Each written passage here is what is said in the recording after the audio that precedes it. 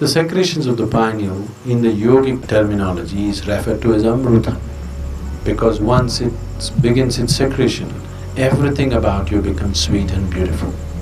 It is not the sexuality which limits it, but it's the excessive identity with the physicality which limits it. If you make it too big, you will become perverted in your head. If you try to obliterate it, you will become even more perverted in your mind.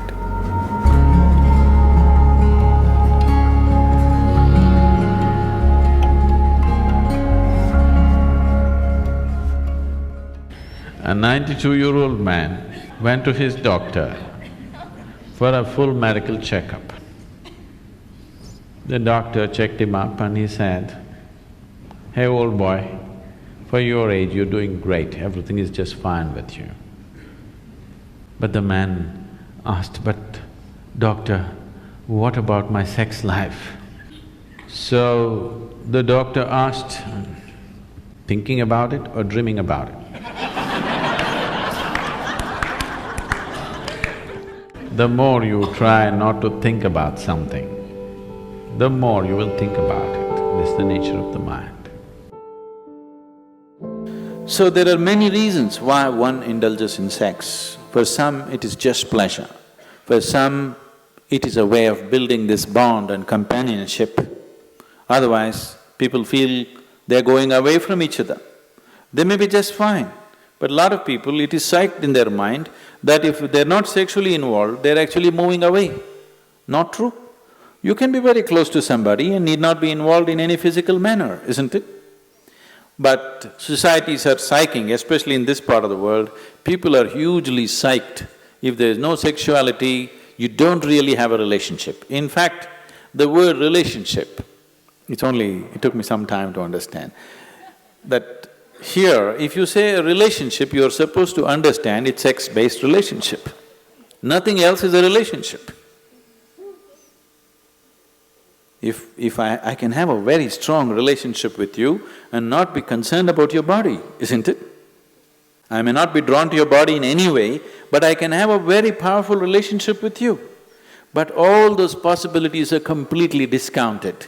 A relationship means you must be in some way physically involved, man, woman, or man, woman, woman, whatever you like.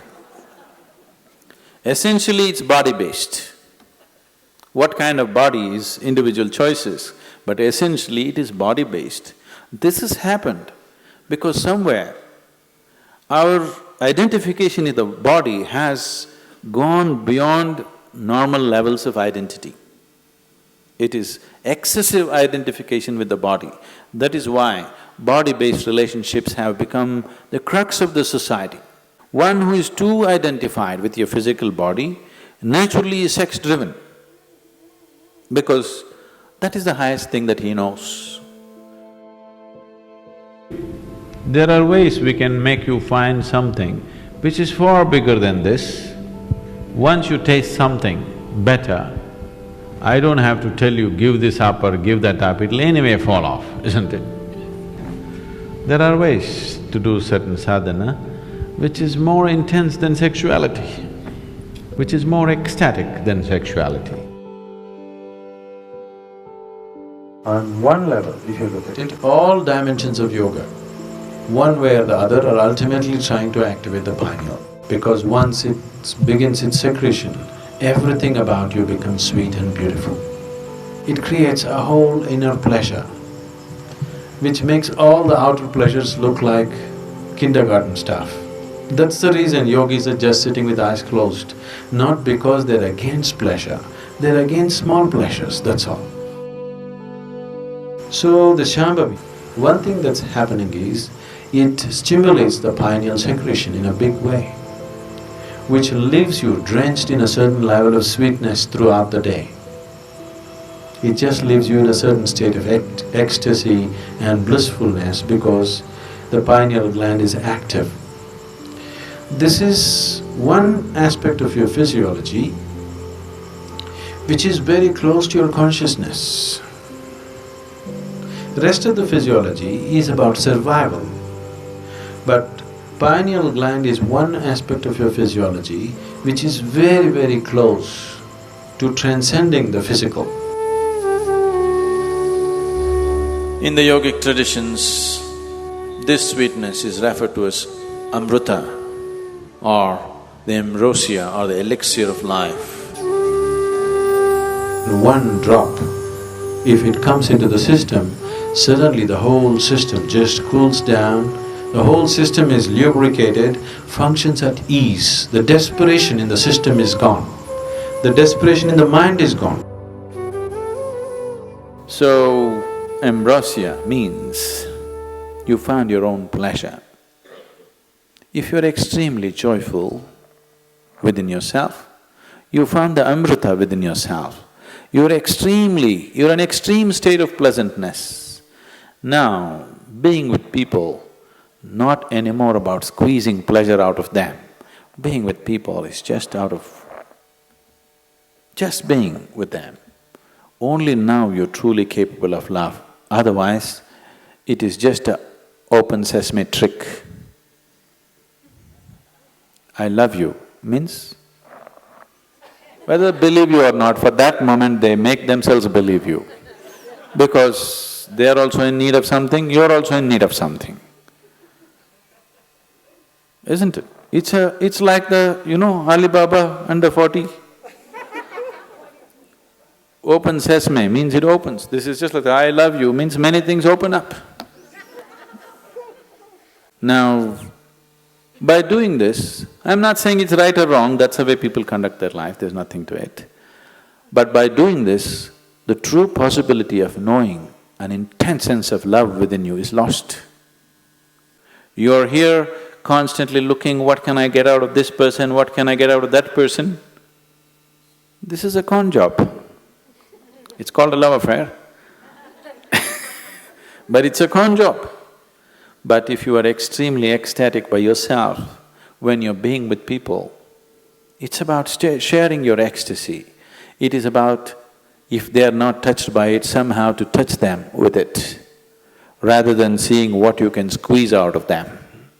The whole fundamentals of your life will change.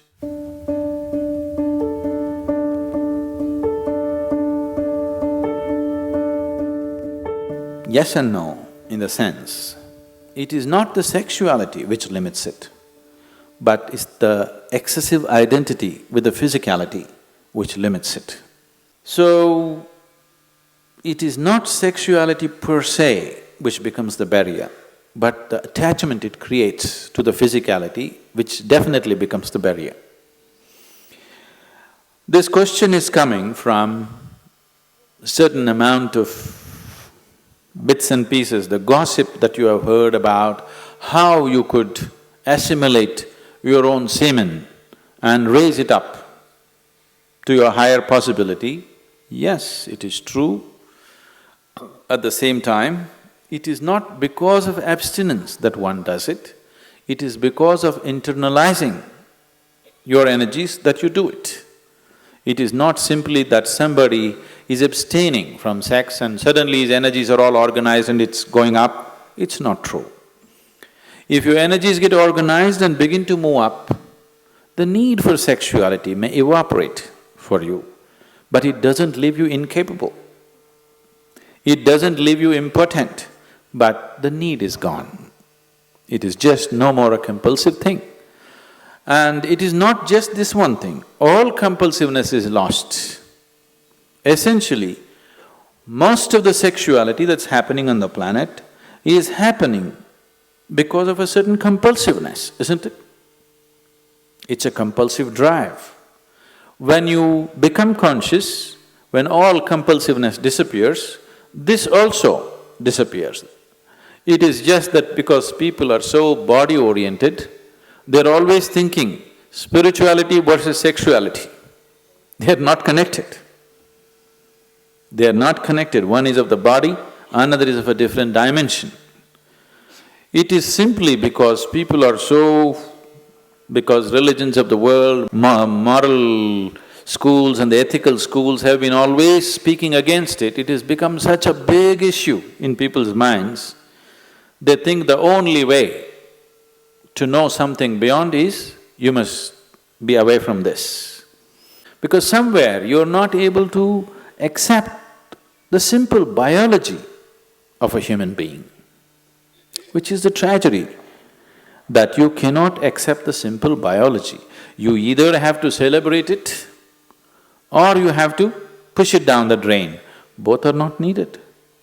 You can look at it for the limitation that it is and for the possibility that it is. So, if because of the impurity of sex, your spirituality is going to get disturbed, I want you to know that your very birth is impure. When you come from such an impure birth, where is the possibility for you? There is no possibility for you. Only if you fell from somewhere else, if the stoke dropped you, there is some possibility of you becoming spiritual. If your mother had a normal birth, you have no possibility.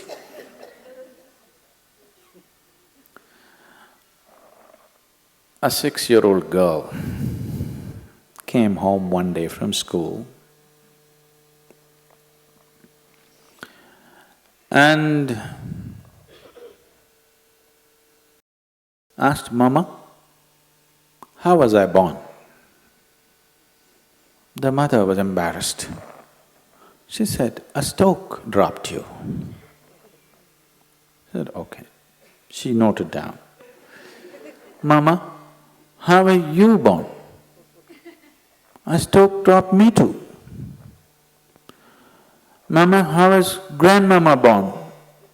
"A stoke dropped her too." Then the girl became serious and she went down and sat down and started writing something in her homework. Then the mother was feeling uncomfortable, she finished her cooking and then the girl had finished her homework and left the book there, she went and read. So the essay was about the family tree.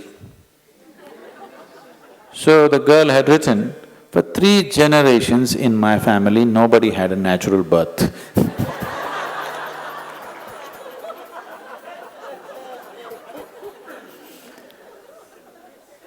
So because of absurd ideas, either we exaggerate something or we try to unnecessarily play it down.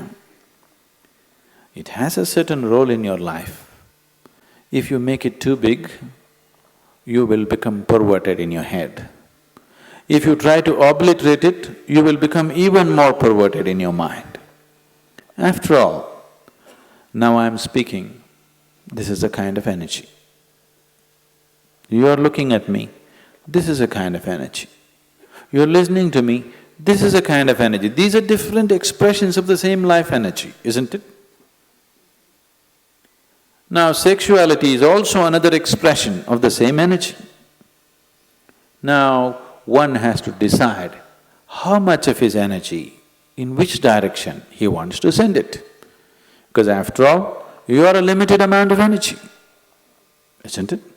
See, it's just like you have an income, let's say you have $5,000 a month.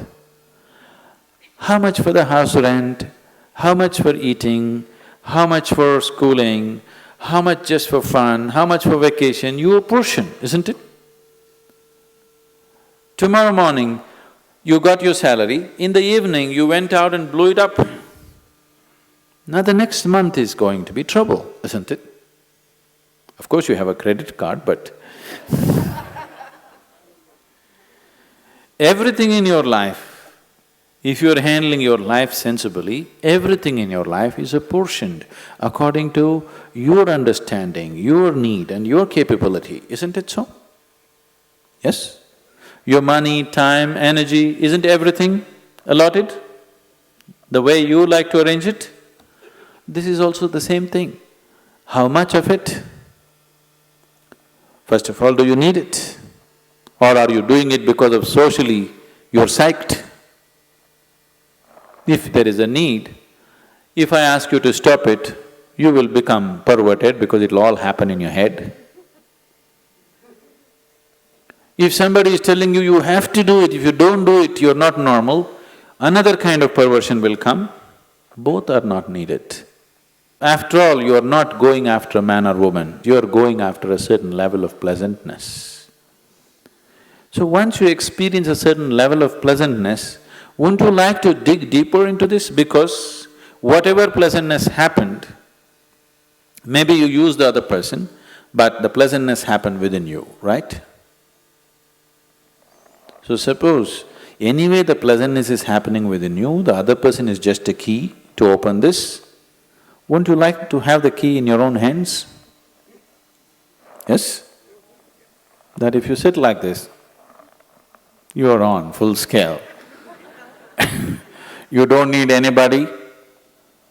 No, see, anything in your life, either for pleasure, money, love, this, that, it doesn't matter what, for whatever, the moment you become dependent on another person, nobody on this planet is truly reliable, isn't it? I keep hearing these complaints all over. Some people, generally women, keep complaining their husbands are excessively physical. Some woman constantly complaining, he doesn't lay a finger upon me.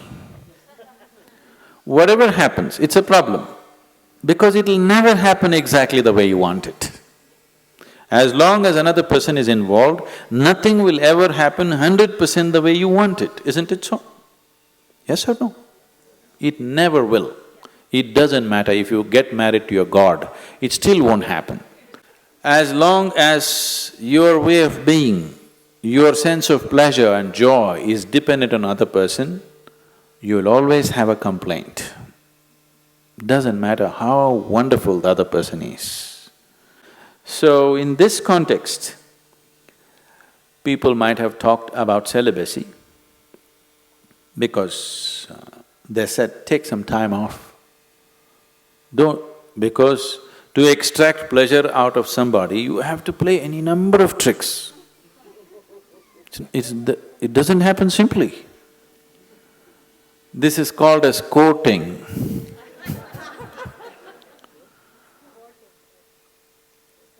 Once you go to the court, the judgment day will come. It takes enormous amount of time, effort, energy, and all kinds of other things, frustrations, jealousies, problems, everything attached to it. So somebody said, take time off from those things and see if this could be internally generated, and then being with people will become more out of your love than out of your need, which is definitely a better way to be with people, isn't it? It is definitely a better way of honoring another human being, isn't it so? Give this a little more attention. Instead of paying attention to that one and that one and that one, give this one a little more attention. It will produce much more pleasure than any other one can produce for you.